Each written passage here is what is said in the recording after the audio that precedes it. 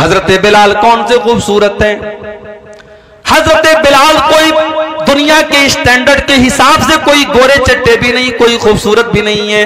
वो तो हबशा के रहने वाले हैं, उनका रंग तो काला है, वो तो काले हैं, मगर उनका मकाम क्या है मेरे प्यारे भाइयों। इतनी मीठी आवाज हजरत बिलाल की है कि जब अल्लाह के नबी खाने काबा को फतह करते तो कहते हैं बिलाल इस खाने काबा की छत पे चढ़ के तू अजान दे। और दुनिया ने देखा कि जिस खाने काबा के अंदर 360 बुतों को रखा गया था, उसकी छत पे खड़े होकर के बिलाल हबशी अजान देते हैं और लोगों को नमाज की दावत देते हैं। बिलाल का ये मकाम है कि अल्लाह के नबी जब मेराज के सफर पे जाते हैं, आप कहते हैं कि मैंने अपने आगे जन्नत में किसी के चलने की आवाज सुनी, मैंने किसी के पैरों की आहट की आवाज सुनी। मुझे बताया गया कि ये हजरत बिलाल के कदमों की आहट है।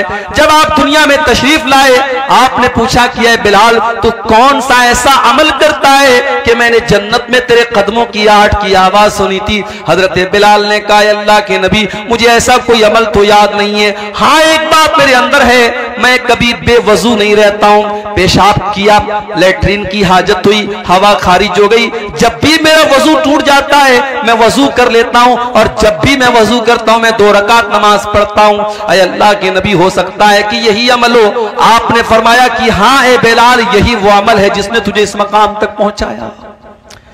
यही बिलाल थे जब इन्होंने इस्लाम को कबूल किया, इनके मालिक ने उमैया इब्ने खल्फ ने इनको अरब के तपते हुए सहरा में, अरब के तपते हुए बालू पर लिटा दिया और इनके सीने पर गर्म पत्थर रख दिया और इनके ऊपर प्रेशर डाल करके कहने लगा कि ऐ बिलाल अगर तू इस्लाम को छोड़ दे तो मोहम्मद का दीन छोड़ दे। ऐ बिलाल हम तुझे तकलीफ देना छोड़ देंगे।